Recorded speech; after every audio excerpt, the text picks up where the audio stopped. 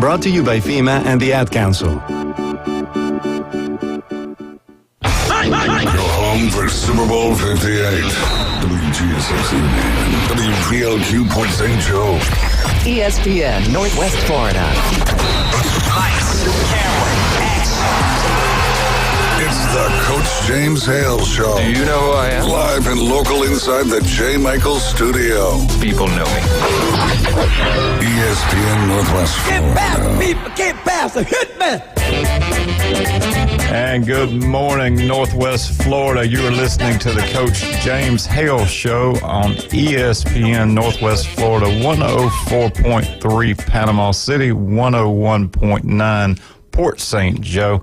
This is Jeremy Pridgeon in for Coach Hale today, who's off in Birmingham, and I'm joined today by my good friend and sports enthusiast, Mark McLean, who is coming in. We made the call to the bullpen. Mark, I appreciate you answering it. How are you today? Oh, I'm doing great. You must have been reaching pretty deep if I'm sitting here, but it's an honor to be here. Well, you are a fixture around youth sports in the area. You played as well and have come from a steep family that's just ingrained in our community, and have a sort of knowledge that's going to help us over the course of the morning with all the things that we're going to cover. There is a lot happening in the sports world. We've got local action as high school soccer and basketball are moving through the regional tournaments and the district championships. We've got things happening in the collegiate level. Big basketball game last night in Auburn, Alabama, for those in the SEC, starting to get some bracketology taking shape as to where teams will be projected. We're looking at new analyst on ESPN with Coach Nick Saban. So we've got a lot of things and more, not to mention a little football game this weekend. You don't have to give it away right now, but what do you think about the matchup? I think it's going to be exciting when I think they give a favorite. But I don't think there's a favorite in this game. I think it could go either way. Yeah. Mahomes has been like a magician, to get out of Kansas City as they had to go to Buffalo and play, then go to Baltimore. Winning on the road's tough. To do it twice, and that Ravens defense was, supposed to be one for the ages, and somehow. You said it right. He's a magician. The things he does is you just don't see it. He's got a special talent, and it's amazing. And his counterpart on the other side of the ball, Purdy, is a player as well. So a lot of excitement around the ball game going on in Las Vegas. When we went out to the Rose Bowl earlier in the year, we drove by Allegiant. You could tell even a month out, there was already excitement about the ball game there. So big sports weekend. We want you to be part of things this morning as well. If you are listening today and want to call in, you can reach us here in the studio at 215-6290. Again, that number is 215-6290, and I think we've got our first caller on the line. Who we got today? Well, you shouldn't take those calls. Oh, Paul. mercy. Mike. Right out of the gate. Hey, it's Mike Q. I knew that guy, actually. I kind of knew him. I didn't know him. Steve, who used to call Feinbaum. He actually, his brother owned a ESPN radio station in Tennessee, but I hope I don't know if he's alive. I think all the people that Feinbaum uses to lead into his show are dead. I'm not sure. Or maybe we wish they were. But Steve was a Tennessee booster, and he could charm those ladies up there at the athletic department. He'd call up, and he'd get them to, he was kind of homebound, and he'd get them to tell secrets. And some of the guys, too. And a lot of people don't know that, but he knew what he's talking about. Sometimes I know what I'm talking about. I've got a question for you guys. Question. I'm not a big recruiting follower. Now, I know when somebody like I always go back to Herschel Walker, who's a little bit younger than me, but he won the state track championship in Georgia by himself. So people knew he was the real deal. Right. Okay, Bo was like that.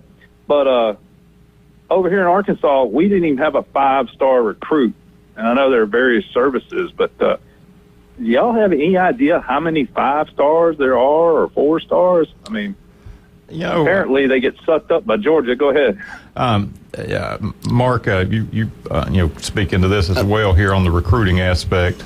I think it varies year to year. They go to the various camps and they have different recruiting services. There may be more that are identified by 247 versus the On3 versus Rivals. All the different recruiting services have different makeups for how they determine their star ratings. But I'm not sure what if they have a set number that they try to meet each year. But I know Alabama and Georgia and LSU, they have a set number. They want to get 30.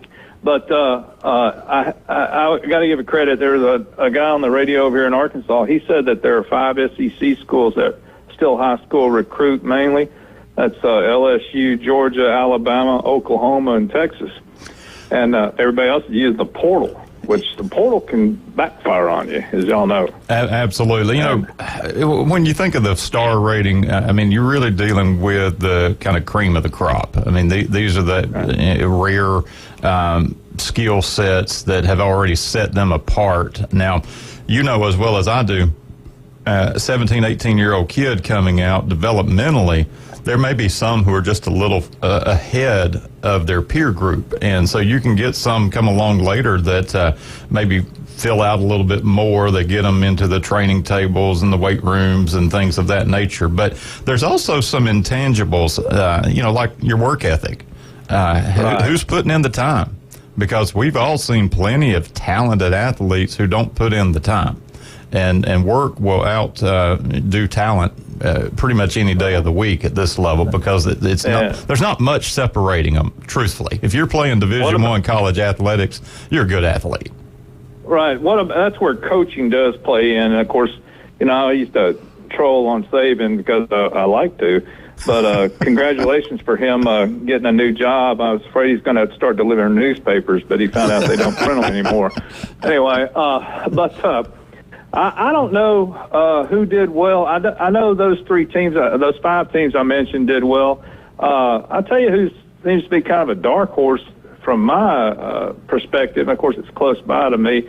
It's not Arkansas, it's Missouri. And of course, I think they signed a young man. Did the young man from Bay County? I can't remember which high school he went to. Did he sign with Missouri? He had committed. He did. Yeah. He did. You're talking about the cornerback from Mosley High School. Right. That's the one. Yeah. Mm-hmm. Yeah. They also got a good quarterback out of Shelby County, Tennessee. He wasn't a top quarterback in Tennessee. I think Muschamp's son, who I presume went to Georgia from the school up on the hill in Chattanooga that has boarding facilities. I won't call their name because I don't like them. But they had Justin Thomas too, the golfer that played at Alabama, who was from Louisville. Mm-hmm. But you know what I'm talking about. Well, but I mean, I don't mean to be envious, but they got Missouri's looking good, and they're going to be a force to be reckoned with. But sadly, their basketball's gone down the toilet. Well, anyway, I just wanted to say hello to y'all. Good luck. You don't have the 2 chiefs there, Yogi and Boo Boo, as I call them, Coach Hale and Coach Manley, or Napoleon and I don't know. Anyway, Tennessee Tuxedo and Chumley. Well, we may hear from them in a little bit. They may couple in. If I keep throwing out things like that, they'll call you maybe. Toss out the bait. I mean, Coach Manley came from a great high school that produced referees. Okay. Anyway, they did. In fact, his backcourt mate is in the Hall of Fame in Tennessee for refereeing, and he was a congressman and a mayor. I've never heard of a referee powerhouse before. Yeah, they were, and that was about all. I joked, but I played on the football field at his high school, and I said there was cactus there. I wasn't talking about saguaro or the big ones. Somebody had actually went out and planted as a joke those little bitty cacti that you can, put in plants. They're in Florida too, and they were really in the end zone when I played there. And I think it was they figured none of the East players would make it into the end zone to get hurt by cactus. Anyway, so y'all have a great day. There's rainy weather coming. Yeah, you batten down the hatches. Sending it our way. Yeah, congrats to your Volunteers on their win last night. They drummed LSU pretty good.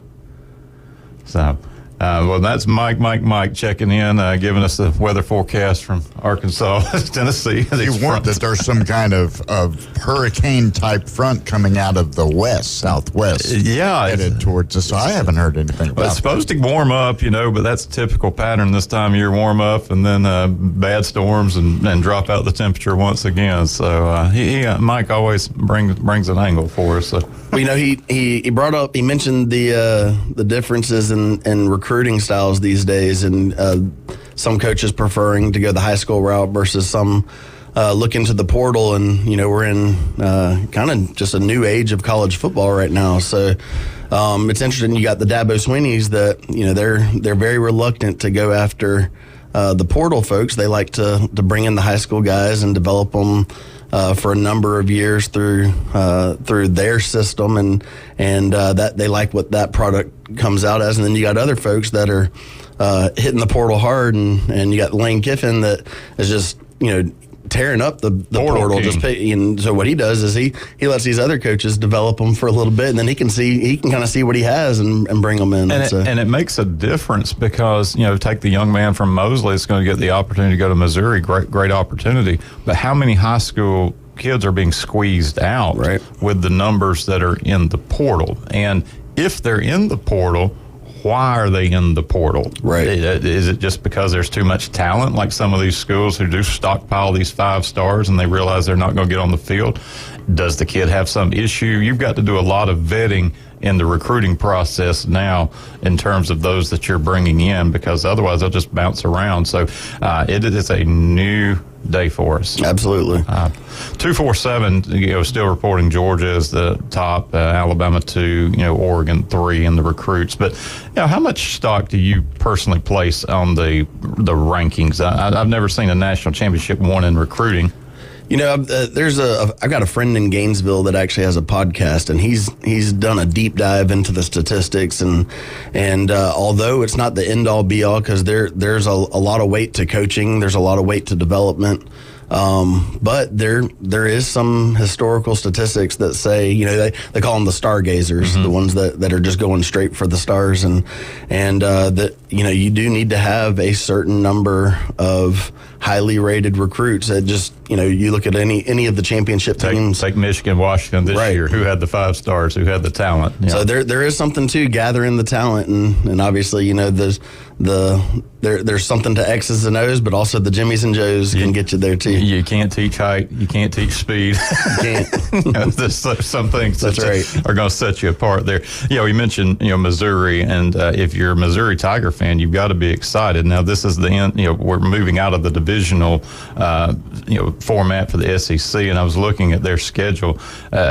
Murray State, Buffalo, Boston College in the non-conference, but their conference schedule: Vanderbilt, Texas A&M, Auburn, Alabama, Oklahoma, South Carolina, Mississippi State, Arkansas. Very favorable schedule. Shapes up very nicely for them. Circle the Alabama game in Tuscaloosa, circle the Oklahoma game. But if you're Missouri coming off that big bowl win against Ohio State, Drinkwitz has quietly returning quarterback, quietly moved them into a place to be looking at the New Year's Six. And I saw Coach Drink on the sideline when he was here. He was here for a recruiting visit, and he's got it going on right now. Yeah, I like him. I like watching him too there. So if you saw that clip with him and Reese Davis on Ryan Day and Connor Stallions, go out there and find it. It's absolutely hilarious. He's just got that quick wit about him. So this moves us to our first break of the morning, and we want to give a shout out to some of our sponsors, particularly J. Michael's, home of the original Epic Appetizers, House Original Dishes, Surfer Sandwiches, salads too. There are daily specials for you to check out at J. Michael's Restaurant, home of the original. Dr. Chad Mitchell, been on the sidelines for Bay County athletes for over 2 decades, local orthopedic surgeon. He's fixed up several of our church members after several incidents over the years that I've been here, and gets people back doing what they need to be doing, getting the athletes back on the field. Dr. Chad Mitchell Medical can do the same for you if you have any orthopedic needs. Again, if you're out there listening, want to call in, the number's 215-6290, and you can reach us here in the studio. I'm here with Mark McLean and Wildcats in the booth. We're here with you all morning on the Coach James Hale Show, ESPN 104.3, Northwest Florida.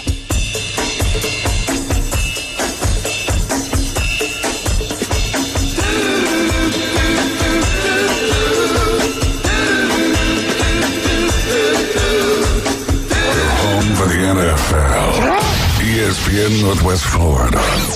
ESPN Northwest Florida is your exclusive radio home for Super Bowl 58. It's the defending champion Kansas City Chiefs versus the San Francisco 49ers. Listen in a rich audio experience live from Las Vegas. Super Bowl 58 this Sunday. Coverage starts at 1, kickoff at 5:30 on your home for Super Bowl 58, ESPN Northwest Florida.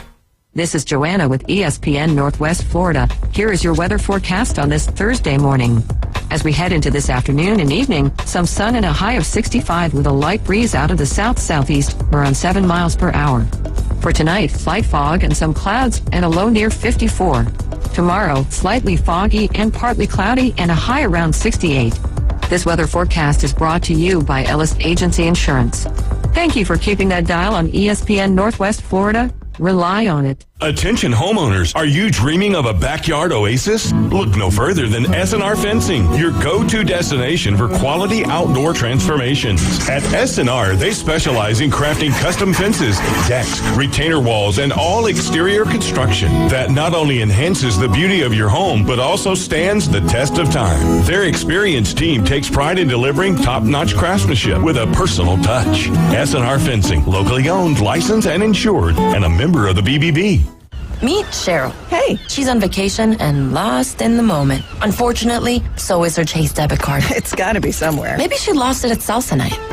These skirts should have pockets. Or maybe she lost it at Pilates.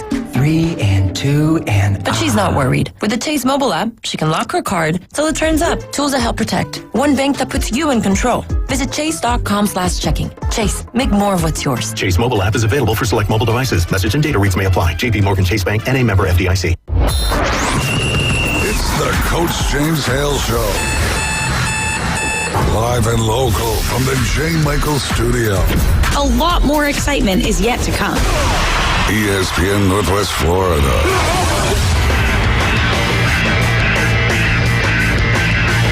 And we are back here on the Coach James Hale Show, ESPN Northwest Florida. That's 104.3 on your radio dial. Panama City, 101.9 down in Port St. Joe. Jeremy Pridgeon sitting in for Coach Hale, alongside my good friend Mark McLean, who is no stranger to sports here in our community. We're looking to the high schools here in this segment. A lot going on as this time of year is always fun. You've got the winter sports that are winding down. You've got the spring sports that are gearing up. And I want to go over a few of the teams that are still alive.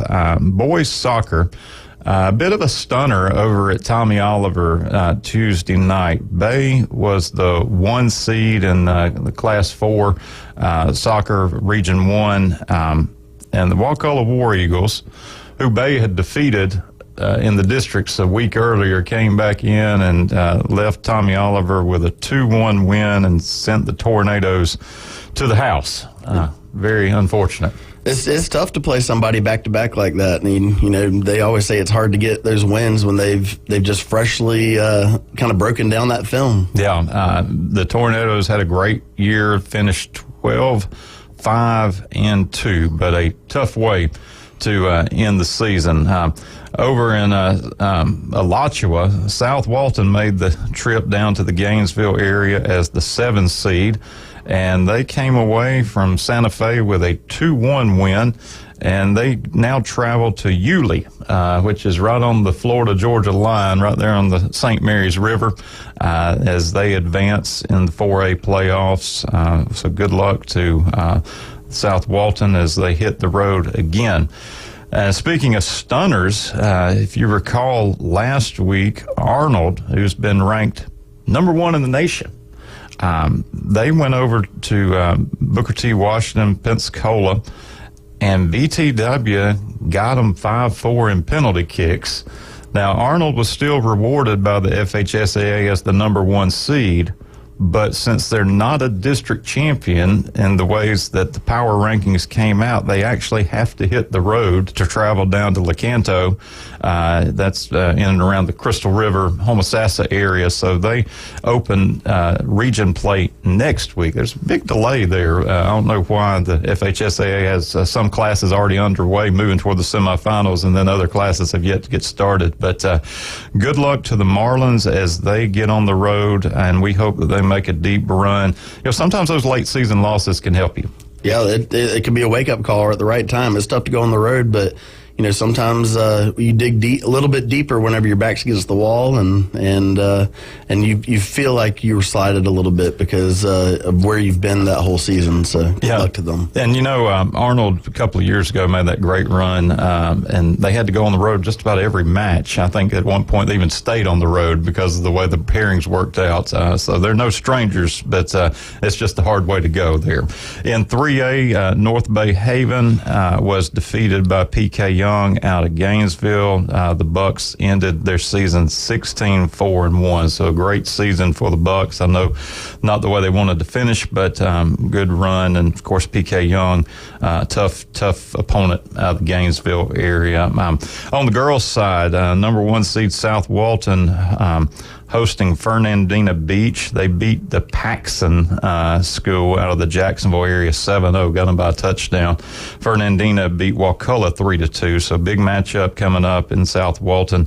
And then another local team finished their season. North Bay Haven's girls were defeated 2-0 by McClay, and that ends the Lady Bucks season as well. So a few soccer teams still playing. I've always thought that Florida plays soccer at some of the worst time of year. I know down in South Florida it's maybe a little more pleasant, but I drive by Tommy Oliver Stadium and it's 40 degrees and raining and the lights are on, and those kids are toughing it out there. And you said you played a little bit. I mean, it's a different game. It is, and not only are they playing in that, but it seems like most of them are out there in shorts and T-shirts and embracing it. So more power to them. You see all the huffing and puffing. When you can see your breath, that's too cold for soccer for me.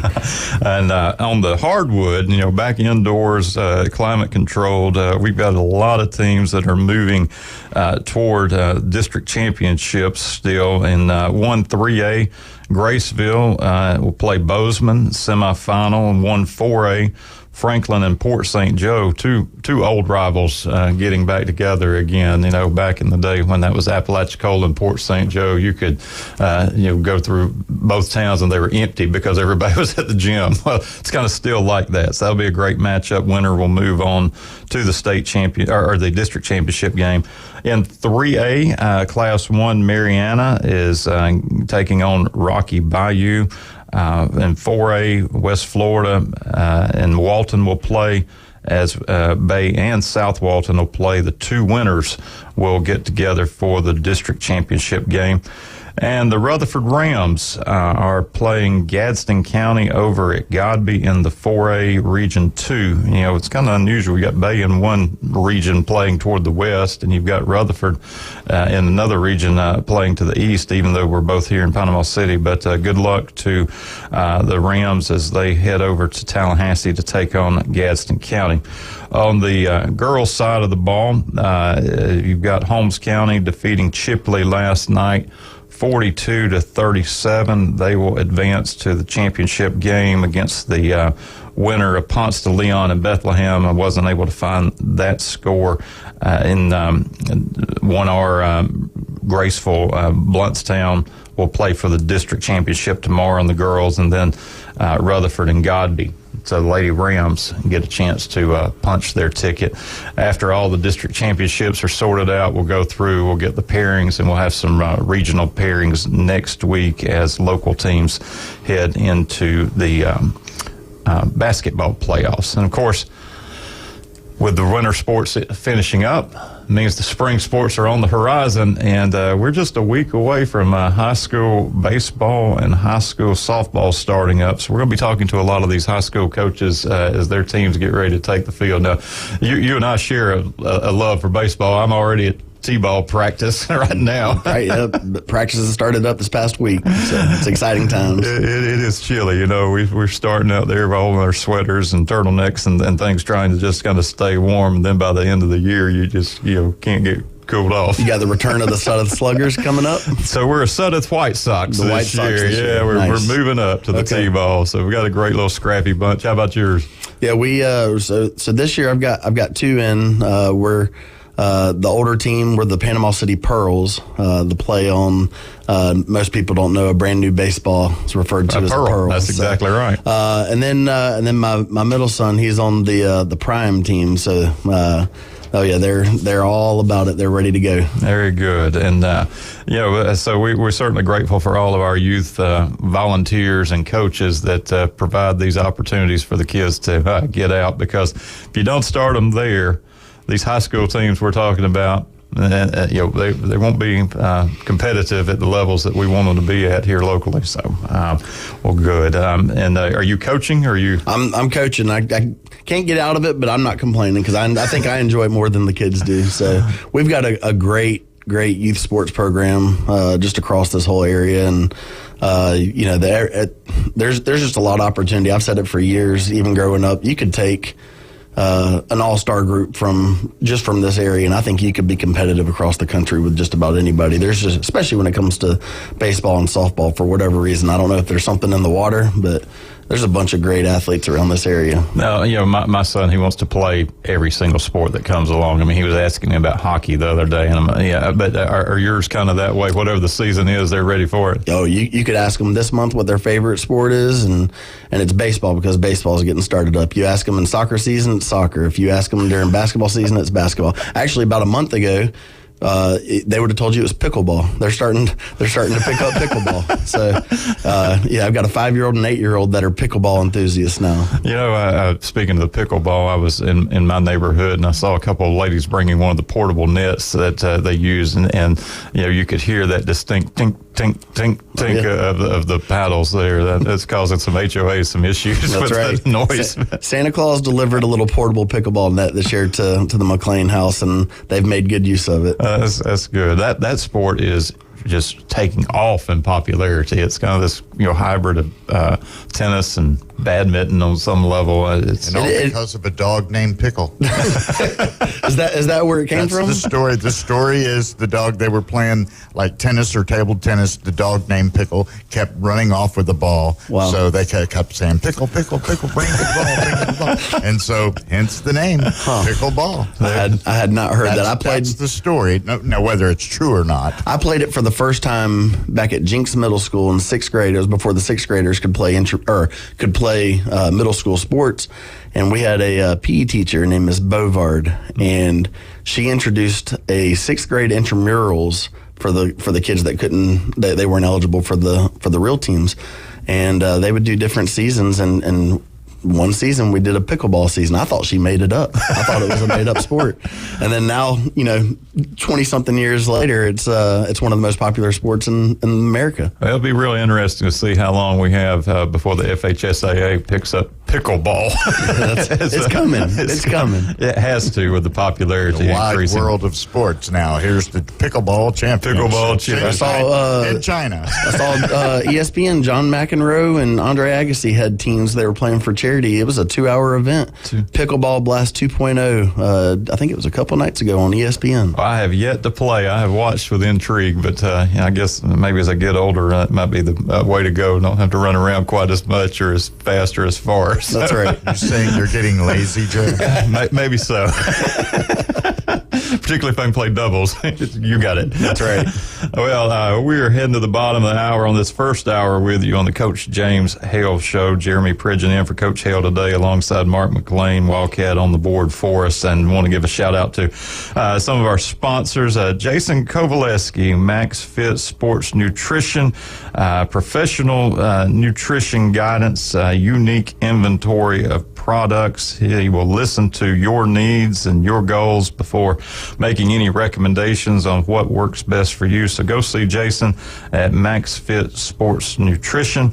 Dr. John Ward, as you know, we live in Northwest Florida where skin cancer and sun exposure are prevalent. 1 in 5 develop skin cancer. Dermatology specialist of Florida can take just a few minutes there and save your life. We've got locations all across Northwest Florida, so go see Dr. Ward and all the fine physicians there as well. So if you are listening out there and want to call in, the number in the studio is 215-6290. ESPN 104.3 Panama City, 101.9 Port St. Joe. We are with you on the Coach James Hale, so we'll be right back.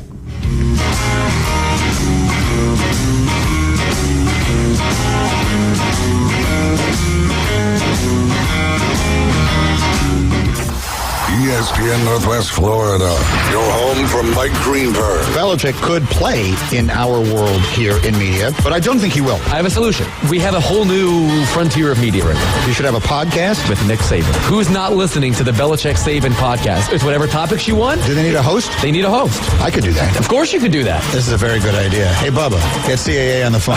Saban is down. I'm not doing that. Greeny.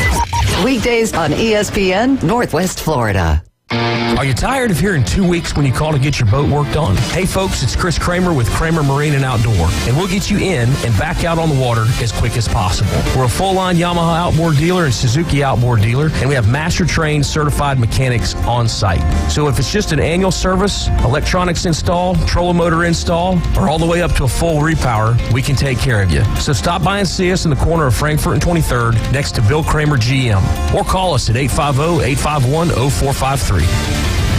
My name is Linda Cope, founder and president of Warrior Beach Retreat. Line the streets February 22nd to honor the men and women who have served and sacrificed for the freedoms we enjoy. Attend the ceremony, which is free and open to the public, February 22nd at 7 p.m. at First Baptist Church of Panama City. Colonel Alan West will be the speaker. Information for the parade route and ceremony are on our website, warriorbeachretreat.org. Never forget, freedom isn't free.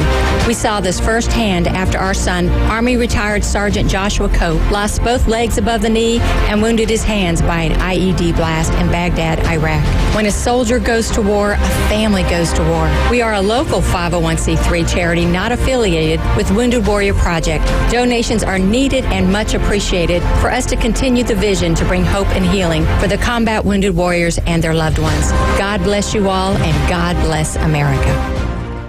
He's a beacon of light to many and an inspiration to all.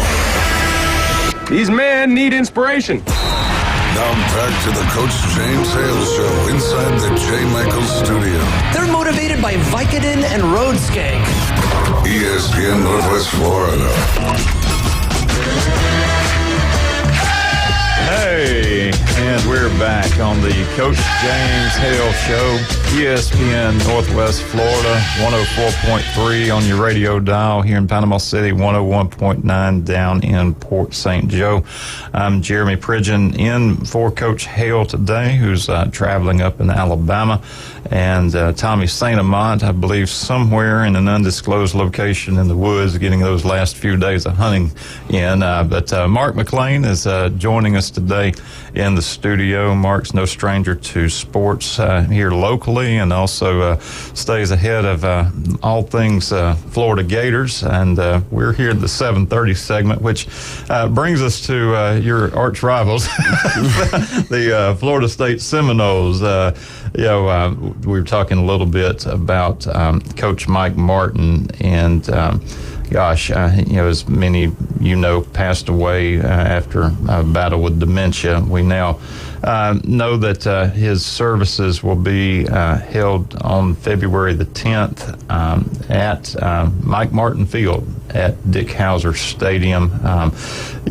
Coach Martin had such a storied career, the likes of which I don't think you're going to see much of anymore, regardless of the sport. And of course, you followed FSU, through the rivalry with the Gators and those battles. But any reflections on him, his life and memory? No, he's a legend. He's kind of unprecedented success. I know he was kind of marked for not getting the big one, but he was always there. He was always knocking on that door, and there's something to be said about just putting yourself in that position. And I've had quite a few friends that have actually gone on to play for him at FSU, and they've all spoken so highly of him. And I know he built deep relationships with all of his players, and will certainly be missed.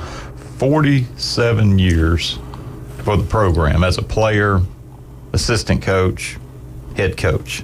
I mean, that is really pouring your life into your work there. The 40 seasons as head coach, and this was the record: 2,029 wins, 736 losses, and 4 ties, obviously because of rainouts and things like that happened. But that's just a lot of baseball. That's a career. That's a career for the record books right there. That is truly, and as you mentioned, got to Omaha, never able to win it. But one of the things that just makes that difficult, and we say this whether we're talking about Florida high school, we say it when we're talking about the collegiate game, even to some degree with the early rounds of the pro ball. And this is one of my sort of pet peeves. Florida high school particularly, single elimination is not baseball. Right. Now give me a series. Yeah, this has to be played in a series, and I get the double elimination format, which is a little fairer, but you get 8 teams in a double elimination tournament. Your margin for error is so small. I mean, it's really tight in that single elimination. I officiated, for a number of years, both in Florida and in Alabama. Alabama plays 2 out of 3 in every round, and you have to have pitching. You really have to have great pitching. In Florida, you can ride one arm. Right. Until the state tournament. Right. When you get to the Final Four, it's very interesting. And we're going to talk a lot more about baseball, in the upcoming weeks here. But you play maybe one game a week, but there's enough time between those games where you can rest your pitchers and they still have time to be able to throw in the next round. So you can run your number one all the way. Right. But then you get to the finals, and if you're lucky enough to make it to the Final Four, you play back-to-back days. Yep. So this kid who hasn't thrown in weeks potentially now gets the ball for the state championship game because every coach is going to ride their one. There's no tomorrow. Right. Yeah. And I think that's more of a recent thing because I know I played for the Mosley 2002 state championship team, and it wasn't that way. We had some pitching depth, and I'll give a shout out to Kyle Pearson. Kyle was our ace and ended up playing professionally, and we rode him any chance we could. But through that whole playoff race, we had to have multiple folks contribute, and I think now it's exactly what you said. If you've got that ace, you're riding them all the way until that Final Four. And talking of Florida State, and this, you get in a double elimination tournament. Game 1 is so critical, and the number of times they were kind of upset, and have to fight your way back through only depletes that pitching you have when you get into a tournament situation there. So, right.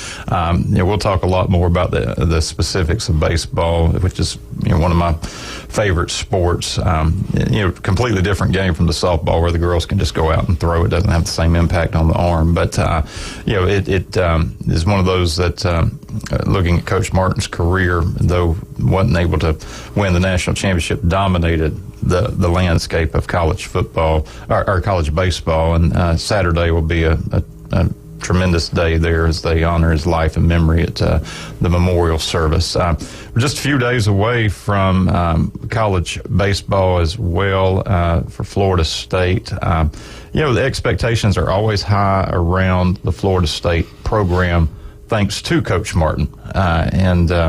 looking at their schedule, coming up, we're going to be taking a trip over with our church here at First United Methodist to see the Florida State game, the midweek game. I like how they do that now with the series, split between one game, Tallahassee, you got a home and a neutral, and going over to Jacksonville for that neutral site game. Smart for both schools, right? Because there's alumni base for each school in Jacksonville. Play there at the stadium in Jacksonville, home of the Jumbo Shrimp. So best name in baseball. It really is. But expectations for the program are high, and I think that be a lot of excitement there for the Seminoles as they look to the 2024 campaign. Florida State's basketball team picked up a win over Boston College, 63-62 Tuesday night. The Virginia Cavaliers will come calling on Tallahassee. Tip-off on that game is 7 p.m. Central Time, 8 o'clock Eastern Time. Florida State very much in contention here in the stretch run. They're 13-9 overall in the season and 7-4 in the ACC, which is no small feat. Right. No, the ACC is year in and year out one of the toughest conferences. So that's to me that sounds like they're off to a successful start. Yeah. So a good stretch run here. We got a caller on the line. All right. Okay. Who we got on the line this morning? We got Coach Patton on the line. Hey, Coach Patton. Welcome to Coach James Hale Show. Jeremy Pridge and Mark McClain with you. How you doing today? I'm doing well, fellas. Thanks for having me. Sorry I missed earlier. Just had a busy morning, and now I got some time for you. Hey, we would certainly appreciate it. How are things up at Bozeman this morning? Man, things are good. Things are good. We've got our basketball team's rolling. We're an A school. Not many people can say that. Congratulations. Looking for a new football coach, and baseball season's kicking off next week. Well, tell us about the basketball. You've got districts going on right now in the semifinals, right? Yeah, they're the 1 seed. Our boys basketball team, headed by Matt Granville, they're the 1 seed. I believe they play Graceville on Thursday. Yep. And then I think it's Sneads and Cottondale. Okay. So I guess the winner of that plays in the district championship game. I'm not 100% sure if we absolutely have to win Thursday or not. I know right now I think we're the highest seeded team in the district, or the second. But I think a win Thursday basically secures we're in the playoffs, and basically they're playing for a district championship and playing for seeding, I guess, for the playoffs. So very good. Well, that's exciting. There, been talking with Mark this morning about how the winter sports are kind of winding down. The spring sports are getting ready to kick up. You mentioned baseball. I know next week gets things started up there. How are things looking going into this upcoming campaign for the Bucks? I think we've got a good team. We returned a bunch of kids from last year. I think we got is it five or six starters back from last year? I think 5 starters back from last year. We have a transfer in a kid named Austin Purdy. He's a catcher, senior, good player. He'll end up being a college player. So we've got 6 experienced guys coming back. Most of our pitching's coming back. We just right now it seems like we've got a couple play basketball, and a little tweak here and there with maybe an injury. So we've yet to actually practice with our full team. But when basketball's over, and we're 100%, we should be pretty strong. Schedule is top notch again. We may, I don't know what our record's going to be, but we're playing some really good people, playing above our competition level or as far as classification. But we tend to do that most years. But, we feel good about it. Well, perennial power sounds like you're getting ready to kind of reload and make another run. You may have heard Mark and I talking beforehand. I was sharing about my officiating experience in the playoffs and the postseason. We were talking about Coach Martin up at Florida State. And, the single elimination format in Florida. And I'm just curious to get your thoughts as a high school coach. When you move through the whole season, you've got this body of work, and then it comes down to 7 innings on one afternoon. Any thoughts on that? Alabama plays 2 out of 3 every round. I was sharing how you have to push deep with pitching, and you kind of find the best team.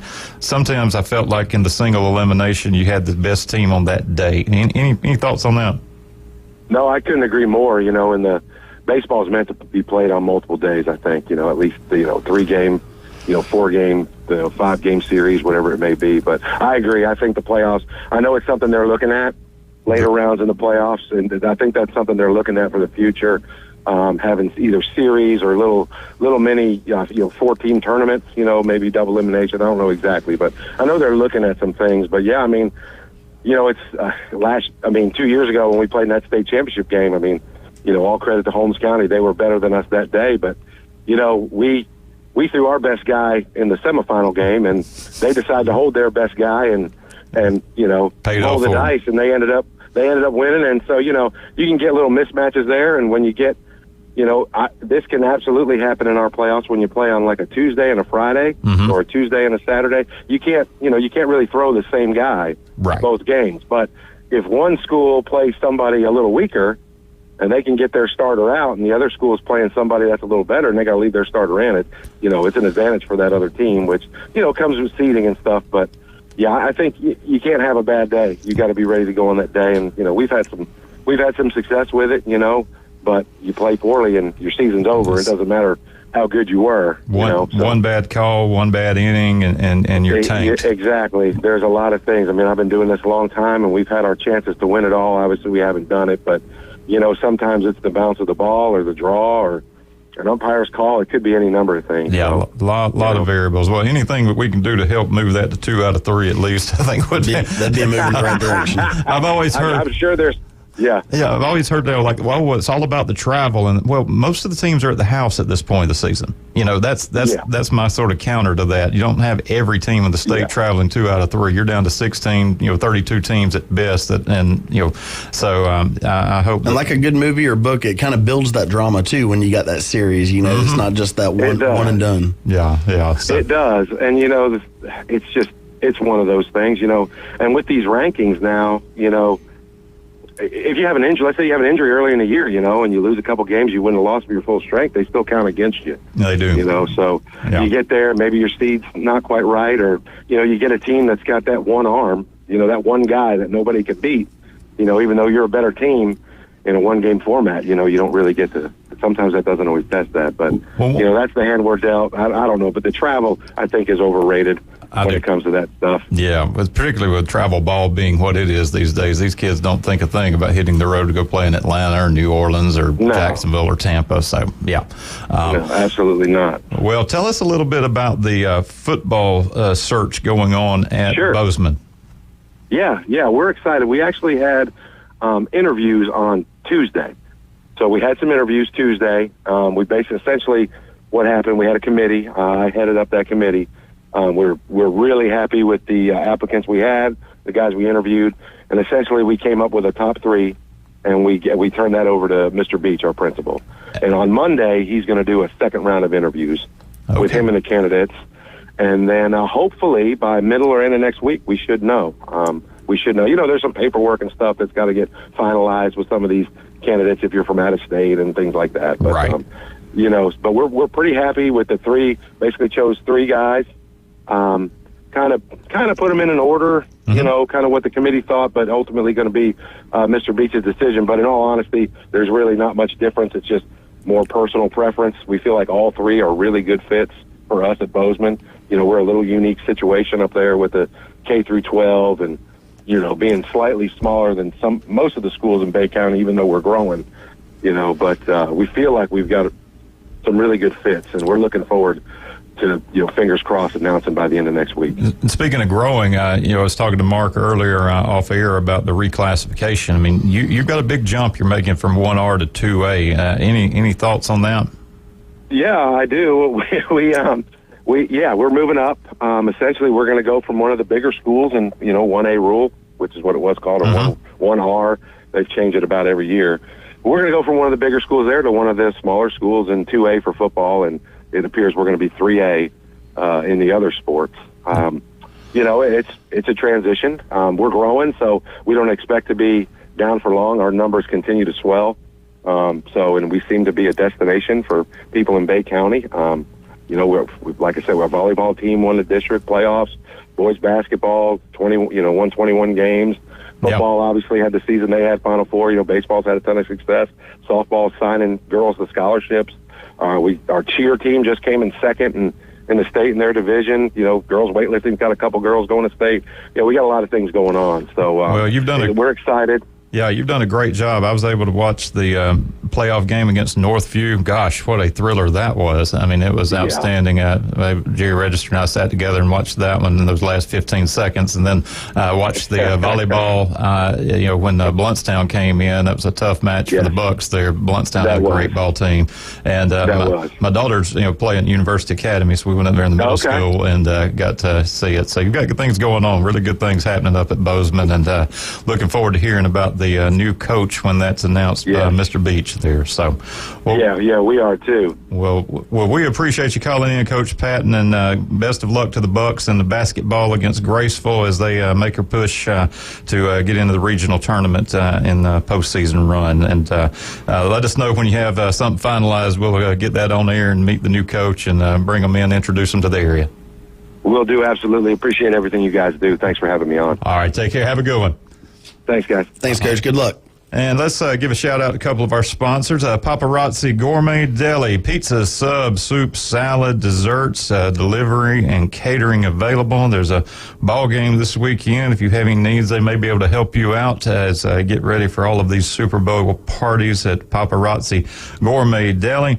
Also, Rudy's Barbecue on Back Beach Road for lunch, for dinner, catering needs. My favorite out there has been the turkey, Mark, but I'm kind of moving toward the brisket. That dry brisket's pretty solid. It's fantastic. Well, really, everything they've got out there, I think I try something new every time I go. Yes, and those smoky beans and excellent customer service. So give those folks a try as well. Tell them Coach Hale sent you.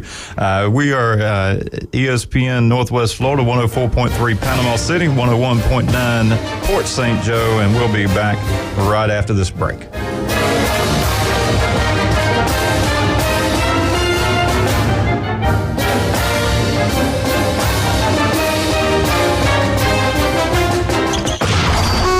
ESPN Northwest Florida, the Paul Feinbaum Show. Brenda is up next. I wanted to tell you that I've given the last hour of your show a name. Yeah, what's the name? The name is The Witching Hour. Wow, you're right. This last hour has been pretty much insane. Paul Feinbaum, weeknights, 6 to 10 on ESPN Northwest Florida. This is Joanna with ESPN Northwest Florida. Here is your weather forecast on this Thursday morning.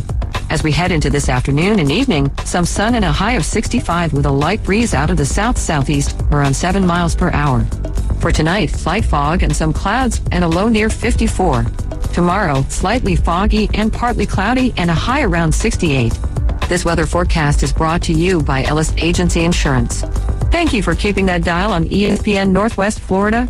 Rely on it. As a realtor, it's important who you choose as your title company. May we suggest South Oak Title? Their offices are modern, comfortable, and state-of-the-art. South Oak Title can close transactions in any location in Florida, Alabama, and Tennessee. Their free mobile app allows realtors to deliver a net sheet in seconds. They provide mobile closing services to accommodate buyers and sellers. Their offices are beautifully decorated, state-of-the-art, complete, safe, and secure. South Oak Title, creating a better title and closing experience through technology and tailored service. Visit them online at southoaktitle.com.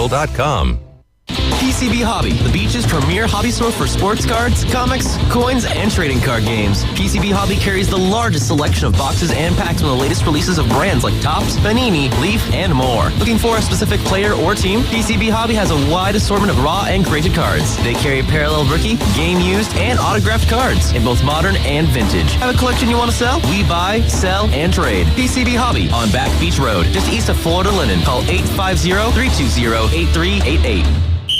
If your neighbor, employer, or grandmother were traumatized by comments made on the Coach James Hale Show. One thing people aren't saying a whole lot about, and I'll probably get in trouble, but just wanted to take this moment to say, get bent. We're live from the J. Michael Studio, ESPN Northwest Florida.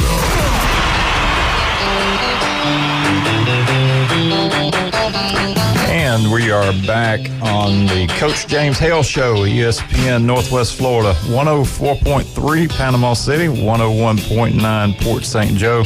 Jeremy Pridgeon in for Coach Hale today, joined by Wildcat on the board in the booth, and Mark McClain, who is with us, made the call to the bullpen, and Mark answered it very, very well.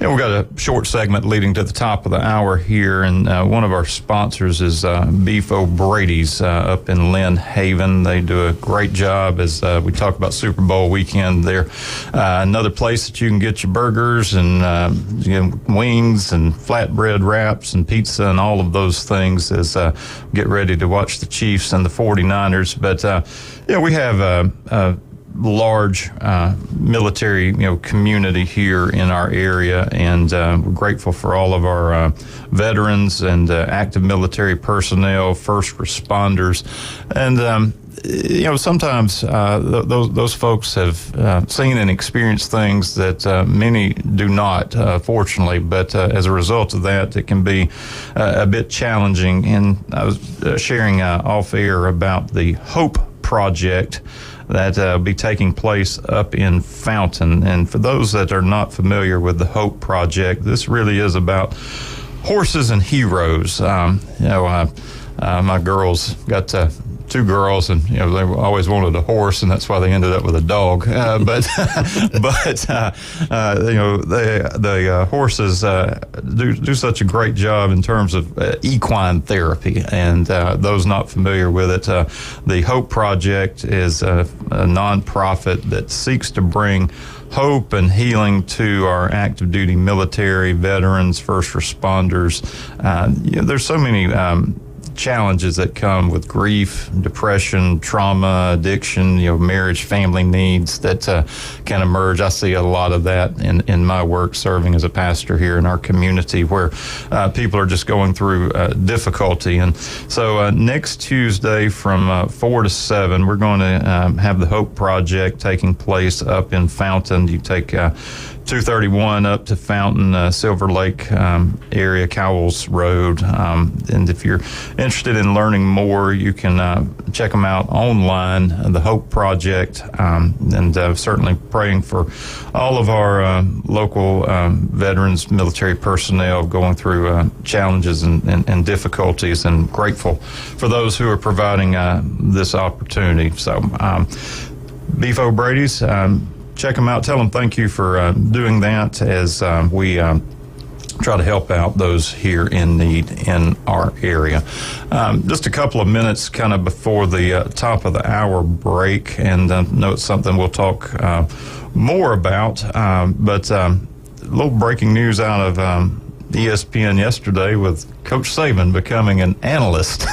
That's going to be interesting. He's got some stuff to say. Yeah, it may have been one of the worst kept secrets. They go, Coach Hale sat in this room for a couple of years and has said, I've been told he's going to ESPN as soon as he retires. But he seems to have liked doing that. When Alabama's not played in the BCS or the college football playoff final, he'll go on the national championship game, and so he liked the microphone and the camera liked him.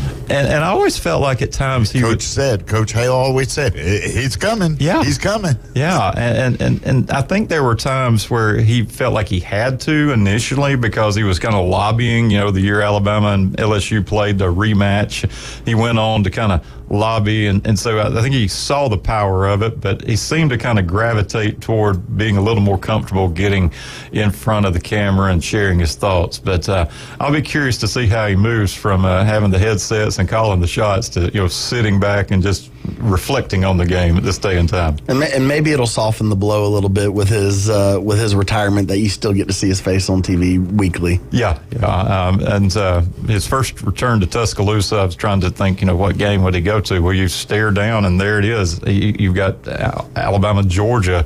I don't know where else game day would want to be, provided Alabama can get past Wisconsin in that game the week before. So yeah, that's got to be the biggest game of the week. I can't imagine another game that they would be at. Yeah. So we'll look forward to hearing Coach Saban, Corso, Herb Street, Howard, and Davis, and the whole bunch this fall. It's great to see that addition, and I think he'll do well. We are coming up on the top of the hour, ending hour one here on the Coach James Hale Show. I want to give a shout out to a couple of our sponsors. Turf Pro Pest Control. You need comprehensive lawn and pest control. They have professionally trained and experienced personnel ready to help for your lawn care and pest control needs. Turf Pro Pest Control. And also, I want to give a shout out to Jim Dickerson, State Farm Insurance. All your insurance needs, home, auto, State Farm. I was over in Tallahassee yesterday with our CFO, Jimmy Petronas, and he was sharing of the commitment that State Farm is making to Florida to help with all the insurance needs. And Jim Dickerson can help you here locally with any home auto needs that you may have. Give them a call as well. Coming back from the break, we'll talk a little bit about what's going on at the University of Alabama. Call us 215-6290 on the Coach James Hale Show, ESPN 104.3.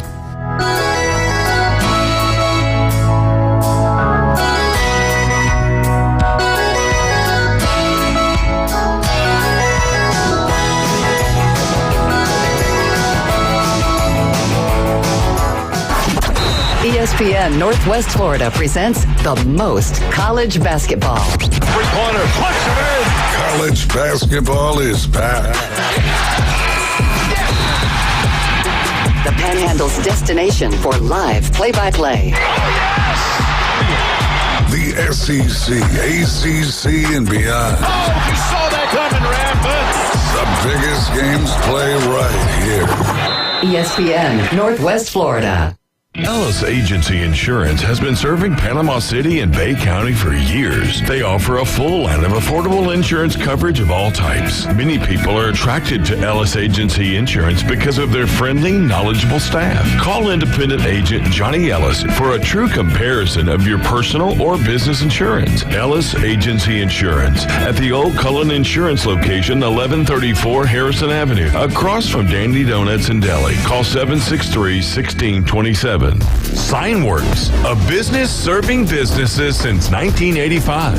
Everything from signs and banners, vehicles and boats, magnetic and real estate signs, contractor signs, and much more. Signworks can do large format, full color printing too. Signworks, a real professional in the business world. Call Signworks at 785-8899. Signworks, 850-785-8899. Your home for Auburn Tiger basketball. WGSX Lynn Haven. WVLQ Port St. Joe. ESPN Northwest Florida, War Eagle. It moves fast. Let's go. The High School Spotlight. Weekdays at 5:40. Let's do it. Sponsored by Barbaritos. Now back to the Coach James Hale Show inside the J. Michael Studio. ESPN Northwest Florida.